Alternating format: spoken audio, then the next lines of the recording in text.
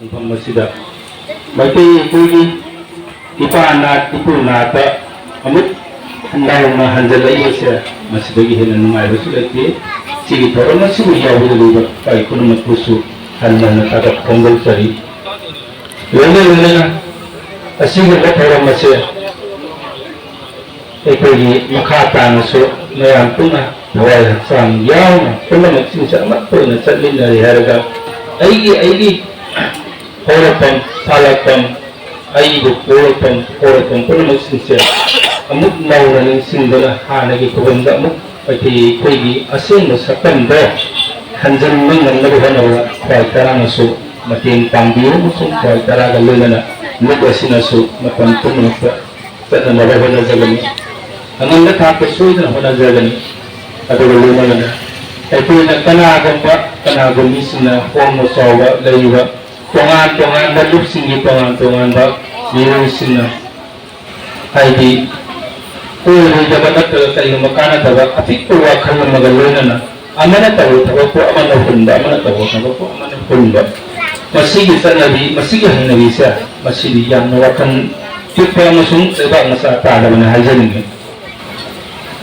ꯑꯩꯈꯣꯏꯒꯤ ꯂꯥꯏꯅꯤꯡ ꯍꯥꯏꯕꯁꯤ ꯀꯗꯥꯏꯕꯨ ꯀꯧꯕꯅꯣ ꯍꯥꯏꯕꯁꯤꯅꯤ ꯈ꯭ꯋꯥꯏꯗꯒꯤ ꯃꯔꯨꯑꯣꯏꯕ ꯑꯩꯈꯣꯏꯅ ꯈꯪꯕꯗ ꯃꯊꯧ ꯇꯥꯔꯤꯁꯦ ꯑꯗꯨꯕꯨ ꯍꯤꯟꯗꯨ ꯂꯥꯏꯅꯤꯡꯅ ꯀꯩꯅꯣ ꯃꯩꯇꯩ ꯂꯥꯏꯅꯤꯡꯅ ꯀꯩꯅꯣ ꯑꯗꯨꯒ ꯈ꯭ꯔꯤꯁꯇꯤꯌꯥꯟꯅ ꯀꯔꯝꯕꯅꯣ ꯏꯁꯂꯥꯝꯅ ꯀꯔꯝꯕꯅꯣ ꯆꯞ ꯃꯥꯟꯅꯩ ꯄꯨꯝꯅꯃꯛ ꯃꯥꯟꯅꯕꯁꯦ ꯃꯥꯒꯤꯁꯨ ꯃꯥꯒꯤ ꯂꯩꯖꯕꯅꯤ ꯃꯥꯒꯤ ꯐꯨꯔꯨꯞ ꯀꯥꯡꯂꯨꯞꯇꯨꯒꯤ ꯖꯥꯇꯤꯗꯨꯒꯤ ꯑꯣꯏꯕ ꯇꯣꯉꯥꯟꯕ ꯐꯤꯖꯦꯠ ꯆꯠꯆꯥ ꯂꯥꯏꯅꯤꯡ ꯂꯥꯏꯁꯣꯟ ꯃꯥꯒꯤ ꯃꯆꯠ ꯃꯅꯥ ꯂꯣꯏꯅ ꯂꯩ ꯑꯗꯨꯒꯨꯝꯅ ꯃꯩꯇꯩ ꯑꯩꯈꯣꯏꯒꯤꯁꯨ ꯂꯣꯟ ꯃꯌꯦꯛ ꯂꯥꯏꯅꯤꯡ ꯂꯥꯏꯁꯣꯟ ꯆꯠꯅ ꯂꯝꯗꯥꯡ ꯍꯥꯏꯔꯤꯕꯁꯤꯡꯁꯦ ꯑꯃꯐꯥꯎ ꯋꯥꯠꯇꯅ ꯂꯩ ꯑꯗꯨꯒ ꯑꯩꯈꯣꯏꯒꯤ ꯏꯄꯣꯠꯁꯤ ꯂꯩꯅ ꯃꯤꯒꯤ ꯃꯄꯣꯠ ꯇꯥꯡꯉꯨꯕ ꯍꯥꯏꯕꯁꯦ ꯌꯥꯝꯅ ꯏꯀꯥꯏꯅꯤꯡꯉꯥꯏꯅꯤ ꯑꯩꯈꯣꯏꯒꯤ ꯂꯩꯇ꯭ꯔꯒ ꯃꯤꯒꯤ ꯃꯄꯣꯠ ꯇꯥꯡꯉꯨꯕꯗꯨꯗꯤ ꯍꯣꯏ ꯃꯗꯨꯗꯤ ꯇꯥꯡꯍꯟꯕꯒꯤ ꯂꯩꯇꯕꯒꯤ ꯍꯥꯏꯔꯨꯕꯅꯤ ꯅꯤꯔꯨꯕꯅꯤ ꯑꯩ ꯂꯧꯔꯨꯕꯅꯤ ꯑꯩꯒꯤ ꯏꯄꯣꯠꯇꯨꯗꯤ ꯊꯝꯖꯤꯜꯂꯦ ꯍꯥꯏꯔꯒ ꯃꯤꯉꯣꯟꯗ ꯇꯥꯡꯉꯒ ꯍꯤꯡꯒꯅꯤ ꯍꯥꯏꯕ ꯋꯥꯈꯜꯁꯦ ꯃꯁꯤꯗꯤ ꯊꯥꯗꯣꯛꯄꯅ ꯐꯔꯕ꯭ꯔꯥ ꯊꯥꯗꯣꯛꯄ ꯃꯇꯝ ꯑꯣꯏꯔꯕ꯭ꯔꯥ ꯍꯥꯏꯕꯁꯦ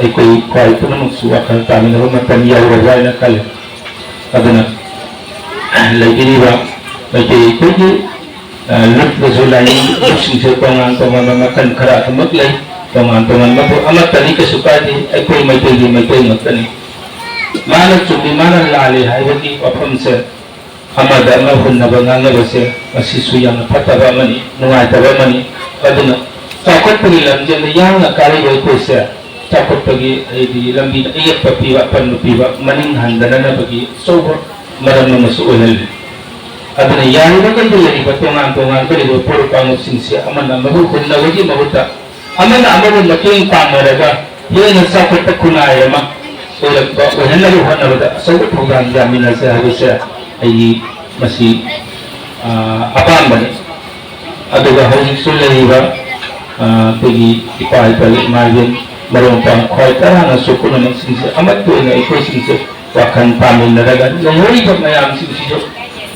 ꯈꯪꯗꯕꯒꯤ ꯇꯥꯗꯕꯒꯤ ꯃꯣꯏꯁꯨ ꯑꯗꯨ ꯀꯅꯥꯒꯨꯝꯕꯅ ꯋꯥꯔꯧꯕ ꯅꯨꯡꯉꯥꯏꯇꯕ ꯄꯦꯟꯗꯕꯁꯨ ꯑꯗꯨꯝ ꯃꯔꯩꯔꯤ ꯃꯤꯑꯣꯏꯕ ꯍꯥꯏꯕꯁꯤꯗꯤ ꯑꯃꯒ ꯑꯃꯒꯁꯨ ꯃꯥꯟꯅꯗꯕꯅꯤꯅ ꯑꯗꯨ ꯄꯦꯟꯗꯕ ꯀꯌꯥ ꯂꯩꯕꯗꯣ ꯑꯃꯨꯛꯇꯪ ꯐꯝꯃꯤꯟꯅꯔꯒ ꯃꯣꯏꯗꯨꯁꯨ ꯃꯥꯅ ꯄꯥꯝꯃꯤꯕꯅ ꯀꯔꯤ ꯅꯠꯇ꯭ꯔꯒ ꯄꯥꯝꯗꯕꯅ ꯀꯔꯤ ꯌꯥꯅꯤꯡꯕꯅ ꯀꯗꯥꯏ ꯌꯥꯅꯤꯡꯗꯕꯅ ꯀꯗꯥꯏ ꯍꯥꯏꯕꯗꯣ ꯐꯝꯃꯤꯟꯅꯔꯒꯗꯤ ꯋꯥꯔꯤ ꯁꯥꯟꯅꯔꯒ ꯄꯨꯝꯅꯃꯛꯁꯤꯡꯁꯦ ꯂꯣꯏꯅ ꯊꯣꯛꯂꯛꯀꯅꯤ ꯑꯗꯨꯒ ꯋꯥꯔꯤ ꯁꯥꯟꯅꯗ꯭ꯔꯒꯗꯤ ꯐꯝꯃꯤꯟꯅꯗ꯭ꯔꯒꯗꯤ ꯃꯗꯨ ꯊꯣꯛꯂꯛꯄ ꯉꯝꯃꯣꯏ ꯂꯝꯕꯤ ꯂꯝꯍꯥꯡꯗ ꯃꯔꯛ ꯃꯌꯥꯗ ꯅꯠꯇ꯭ꯔꯒ ꯑꯩꯈꯣꯏꯒꯤ ꯌꯨꯝꯗ ꯐꯝꯃꯒ ꯂꯩꯔꯛ ꯈꯨꯜꯂꯛꯇ ꯂꯝꯕꯤꯗ ꯐꯝꯃꯒ ꯂꯩꯕꯨꯡ ꯌꯥꯀꯥꯗꯗ ꯄꯉꯥꯡ ꯉꯥꯡꯅꯕꯒꯤ ꯊꯕꯛꯁꯦ ꯃꯁꯤꯁꯨ ꯇꯧꯍꯟꯖꯅꯤꯡꯗꯦ ꯑꯩꯈꯣꯏꯅꯁꯨ ꯇꯧꯖꯗꯦ ꯇꯧꯖꯔꯣꯏ ꯑꯗꯨꯒꯤ ꯃꯍꯨꯠꯇ ꯍꯥꯏꯔꯤꯕ ꯄꯥꯝꯕꯤꯔꯤꯕ ꯏꯆꯤꯜ ꯏꯅꯥꯎ ꯏꯄꯥ ꯃꯔꯨꯞ ꯃꯄꯥꯡ ꯑꯍꯜ ꯂꯃꯟ ꯂꯥꯏ ꯒꯨꯔꯨꯁꯤꯡꯗꯣ ꯑꯃꯨꯛꯇꯪ ꯑꯩꯈꯣꯏꯗ ꯈꯨꯗꯣꯡꯆꯥꯕ ꯄꯤꯕꯤꯔꯒꯗꯤ ꯅꯠꯇ꯭ꯔꯒ ꯑꯩꯈꯣꯏꯕꯨ ꯂꯥꯛꯆꯔꯨ ꯍꯥꯏꯔꯒꯁꯨ ꯅꯠꯇ꯭ꯔꯒ ꯑꯩꯈꯣꯏ ꯃꯐꯝ ꯑꯃꯗ ꯂꯥꯛꯀꯦꯕꯨ ꯍꯥꯏꯔꯒꯁꯨ ꯄꯨꯟꯖꯦꯕꯨ ꯍꯥꯏꯔꯒꯁꯨ ꯑꯗꯨꯒꯤ ꯈꯨꯗꯣꯡꯆꯥꯕ ꯑꯃꯇꯪ ꯄꯤꯕꯤꯔꯛꯑꯒꯗꯤ ꯑꯩꯈꯣꯏ ꯑꯗꯨ ꯍꯔꯥꯎꯅ ꯑꯩꯈꯣꯏ ꯇꯔꯥꯝꯅ ꯂꯧꯖꯒꯅꯤ ꯑꯣꯛꯆꯒꯅꯤ ꯃꯗꯨ ꯑꯩꯈꯣꯏ ꯁꯣꯏꯗꯅꯃꯛꯁꯨ ꯃꯐꯝꯗꯨꯗ ꯑꯩꯈꯣꯏ ꯊꯧꯔꯝꯗꯨ ꯌꯥꯎꯅꯅꯕ ꯍꯣꯠꯅꯖꯒꯅꯤ ꯌꯥꯎꯁꯨ ꯌꯥꯎꯖꯒꯅꯤ ꯑꯗꯨꯒ ꯃꯁꯤꯗ ꯑꯄꯦꯟꯗ ꯂꯩꯕꯗꯣ ꯌꯥꯔꯒꯗꯤ ꯃꯗꯨ ꯀꯟꯅ ꯉꯥꯡꯅꯗꯕꯅ ꯐꯩ ꯑꯩꯈꯣই ꯃꯁꯦꯟ ꯃꯩꯇꯩ ꯃꯆꯥ ꯉꯥꯛꯇꯅꯤ ꯑꯩꯈꯣই ꯅꯪꯒꯤ ꯀꯔꯤ ꯐꯨꯔꯨꯞꯅꯣ ꯀꯥꯡꯂꯨꯞꯅꯣ ꯀꯔꯤ ꯖꯥꯇꯤꯅꯣ ꯍꯪꯉꯛꯄꯗ ꯑꯩ ꯃꯩꯇꯩꯅꯤ ꯑꯗꯨꯝ ꯍꯥꯏꯒꯅꯤ ꯑꯩ ꯍꯥꯎꯅꯤ ꯍꯥꯏꯔꯣꯏ ꯃꯌꯥꯝꯅꯤ ꯍꯥꯏꯔꯣꯏ ꯄꯥꯉꯟꯅꯤ ꯍꯥꯏꯔꯣꯏ ไม่ใช่ที่ไม่ใช่โอ้ยนะทุ่มเลยจะได้เขาจะหาอะไรนะทุ่มเลยจะตรงนี้ไม่อยากไม่อยากโอ้ยนะฟังอันนี้ฟังอันนี้นะทุ่มเลยจะได้อะไรไอ้คนสุดอิสระอิสระดูไม่ใช่หาเรื่องข้างเดียวเสียอย่างไรจะที่นี่อะไรอิสระสักข้างเดียวกันมาเลี้ยงสุดไม่ใช่มาสร้างทำงานเงินไม่ถูกไม่ใช่เสียผู้คนมาทำด้วยไปเฮียเลยนะคันใจหาเงินไปพิจารณาไม่ได้เลยแบบนี้นะเจ้าแบบaku berlewat sini sini laksa bang nampi. Ada kita masuk mesin jurik sahara, aku ikan agam pada hari itu je. Lekut layang dia terkau umangwanam berlewat, mia mani, purukang itu mani hari bawa, aku bawa purukang itu sini, nah hari ini kan. Ada pikir purukang itu dia kujur kata mungkin itu dah, seorang berlepas sini, landara pun macam dah, kita macam mai tak kita, lu ada mai kiri kan gitu macam. Dari itu tinggal kita kau asam. Ada apa terkau hari, ada apa kasar hari sini apa hari boleh bangkit pura. Jadi aku itu lihat pun mungkin saya, betul kita perlu perkara dapat panas lagi. Boleh tak betul dapat makapon ini mungkin boleh dan itu akan kita boleh bangkit. Ada di betul maya simbol, aku ini betul, aku ini betul maya zaman hanjar. Ayah satu, ayah boleh tambah langsing, betul, ayah manghanjar betul, betul ini karena betul tadi. Manghal होगा अब वो कोई ना manghal ini karena apa lagi karena apa sulit ada apa itu di ayo lagi itu hilang tapi nanti hoga singgoga pajahan ba kamu suluhan nahan ba habis ayo itu ini macam apa ini semu bukan nahan lo betul ayo itu ya lo ada alih jadi ayo itu pada apa hilang apun pagar ini tali masih ada kerja masuk mayana Apian dan nungai tabasu lagi yang berada kali tadi kita tangai pada ya menungai tabapian tapi kali kita waroba sehingga ada lagi kasu ai salah ini ada kanano jadi hangin hangbiru nanti kita nak ai dia pusari pemcari ngai jadi sehingga pada terjadi tongan apa ini yang kita wahang singai tak yang itu ada kanaro itu sagi itu apa kita wahang sing dulu terbilang yang juga malam segi juga asal berwakam sehingga oleh hangbilau apa yang dalam tanasi amal karena hangaga betul kita pun juga kuatara dekat ada tamu kita berwakam sehingga hangbilau tiada ni semua hangbilau betul kita mukai siam saran lezat maya pun nama masih nama tu dia koi macam sesuatu yang jelas abanina koi sai sini macam siap selia kena pada semua maya dia saya sana betul lupa karena betul bersih. Itu macam tak betul lagi ba. Koi ini hanya dengan puluh kamu kaya pun ada sincere. Tengah sana disuruh beli. Amat koi lah pun senar ada itu sincere. Apa kata tanah pun nak acum dalam ini pun nak cermin saja harusnya. Ini asyik bertanya apa musuh ini apa ambani. Adanya amaga pun ada lalu bersih. Asyik jari kita nak kai. Tahu kawan jenis tahu kawan hasil ini. Kemudian ada lekung watin, lekung mesin getar karena sebenarnya lekung lagi ni. Abi seperti hamil naraga, ekor sesuatu kalau paminasi, ekor asal tanagan sih, lidah tanagan sih. Asal berhadi budi, lidah berhadi, musim berhadi budi, lepang lian lakukan karan kalau kata boleh. Ayah ibu asal boleh hadiah boleh. Ayah musim lagi, ayah malam sih betul malu lagi, lidah ayah hadiah boleh. Lakukan karan kalau kata boleh. Aina jagin haido aina tiksa dagi mayam bawano inena aina matiksa gabe paitara na ibang miyama ni na matiksa dido angang osino ahalo osino nupi osino pa osino ma naga do mayam maro mo ko osino mayam lusingo ko ma ko matiksa re ma ko mayam lusingo hela sa sa ibang miyama paitara na program miyama kala ko osino lagi na kala program miyama ibang kala ko do badu asil lusingo handa sini ada orang yang tidak kerja, ayu semua hari ini apa yang mereka lakukan itu kerja. Masih apa yang dilakukan, maju bahasa dan mesti nilai sian dapat. Kalau itu yang baru mesti kita kawan dapat pada tahun ini. Ayu sahaja musim mana hari saya kata masih kawan saya kan dapat baik kan hari ini dapat baik kan ini dapat baik. Ayu masalah jadi musim mana ti. Itu memang sama ni. Ayu sahaja tak itu sahaja ni. Ni yang nak kena usaha ini. Ayah kerja kerana ayah hendak macam ni itu yang lagi. Ayah kasi kerana ni sih, ayah kerana ayah nak kerana mana yang ni. Ayah hanya sih, ayah hanya buat ayah ni dia hanya mana yang ni. Aduh dia ayah kerja kamai ayah mesti ikut tu ni. ai kamar da kogo yake ai na mun da ko fika ba Allah ne mun nan mun ne ba Allah ne da ai ne hore shi kai ba ai na da ko kuma ne ba adu ma ai sama da mai mai kan da ban biya mun da ko ta ga nan mai hadu wa ne kullum ai ne mi ai na hayya da sai ai ma ai hadu wa ko sai masige yana apito wa kan na tare mase aku wani yin ha tare ba zan mutan bayan kula makara di ko kai na kai adun sarko di phamin da ga ipa ba isa mo to ki mase mana o di maro ma pa mo di ai gi i mo mo di i sa mo di phamin da ga ta na ta na wa khal ta min da ba apa ko ta ta na ba ko ta sabi da apa mo labi da ko ma ya e sila pare ke sale ji ha ba do bayan amat to to sen ko jen din sen marana ko san na Tadi bawa, misi nama tu nak cuma tinggal nama pesi. Lupa nama tu apa? Apa masyarakat itu sangat tunang ni. Nasi macam ni rakyat mahu waktu mati berpang kiri dan luang ni macam apa masyarakat ini lalu Malaysia kawan atau apa. Masih yang horipun kerana begini. Aku macam cinta kau macam punjan saya tu wan atau apa lagi siapa hajari. Aduh masih punjan mana juga berkata ada. Kandang mana juga ada. Aku cinta. Lain je punya cara sama lah rumah tanda apa masyarakat dia sesuai dengan orang yang berhadapan masih siapa tahu bani. Dan lain macam dia beri pertanyaan pun penjen bayar. Agar amanah tahu amanah tahu ada amanah tahu orang ia amanah semua hai amanah lalai ada semua mereka sudah asal orang ia pun ayam apa isi saya lain isi nama ramai. Aduh kamu kan kajian ni mana? Lain apa ikut di Malaysia apa nama ciri lain lagi. Pergi mereka sing pun nak sing saya. Ahan mereka ini hasil yang berlebihan. Ngan berlebihan sing saya. Isah ni ngan berlebihan apa? Ni mereka ngan kamu nak hai rumah ada nanti ko. Ai ikut kamu ki masih ada masih ngan berlebihan jadi. Ai isah ni ngan berlebihan apa? Atau kamu ni ngan berlebihan dah mana? Ai Asamis ngan gera Hindi ngan gera Nakasmi Indanamis ngan gera English ngan gera ini aku nak kami membentenang boleh jana orang Malaysia.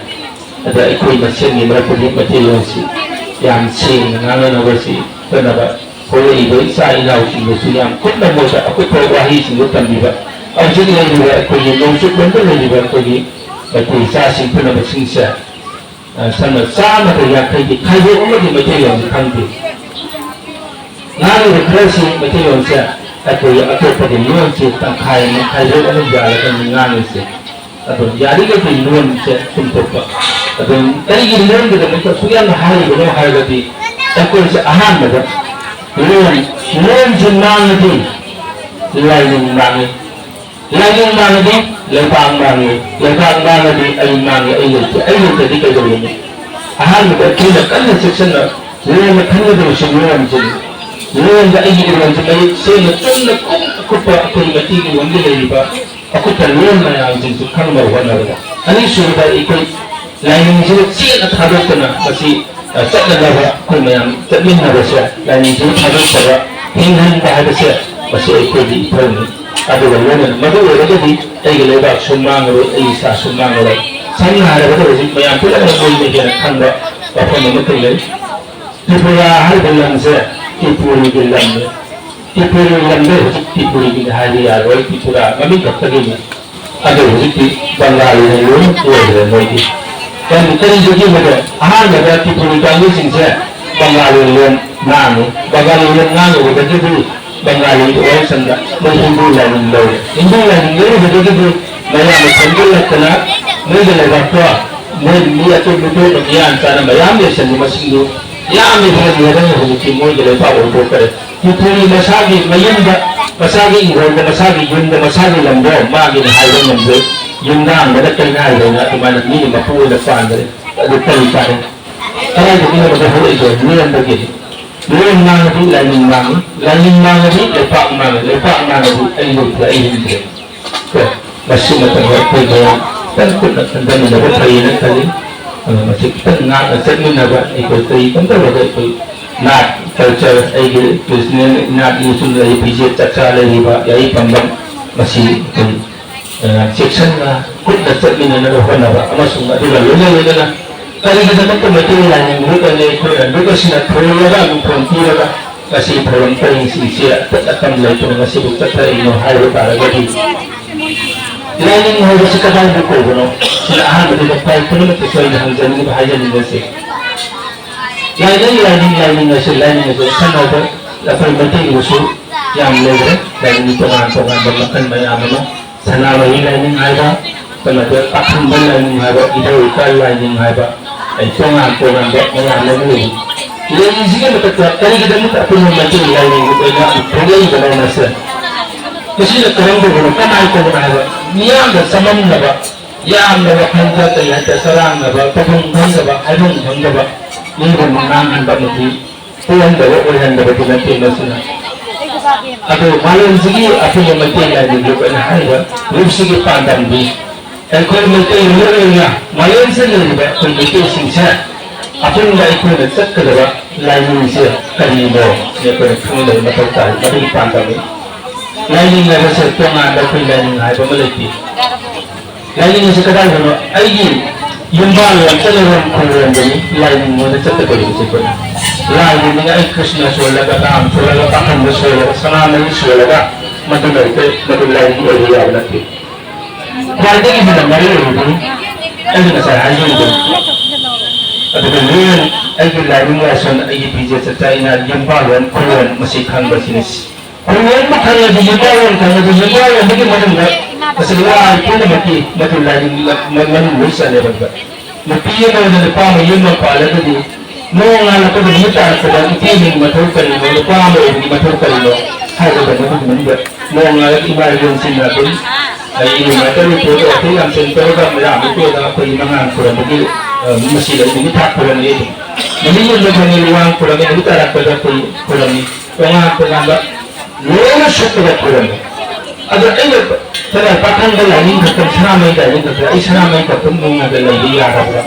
Kita pasang kita dalam dia apa. Itu jadi tanda tanda dia apa kan itu nama sih. Ada na. Paling sih apa nama sih dalam dia pada hari ini. Betul itu mengenai dalam sih kali. Lai kenapa? Lai sih kan lai dengan kalau ini betul sih. Jembalan kota kan begini. Yang baru kurang kamu sini lain hari itu, sedikit asal buat lain betul itu. Aduh, siapa yang dengar yang hari itu?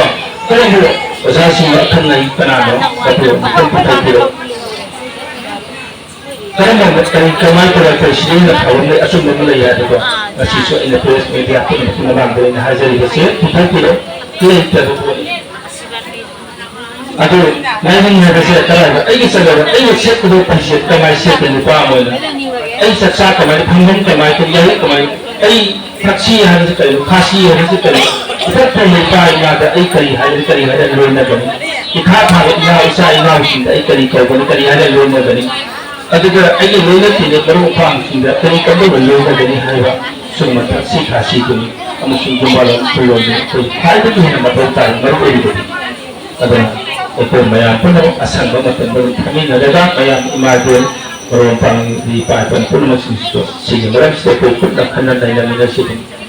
Aku ya ambil saya perlu sehingga ambil saya tadi apa yang pernah jadi mereka buatkan tamu yang ada itu awak dari juga semua yang masih hadir. So saya biasa dari ada masih yang tadi masih hadir masih terus masih saya terus yang apa sih. Jadi banyak pun tadi yang akan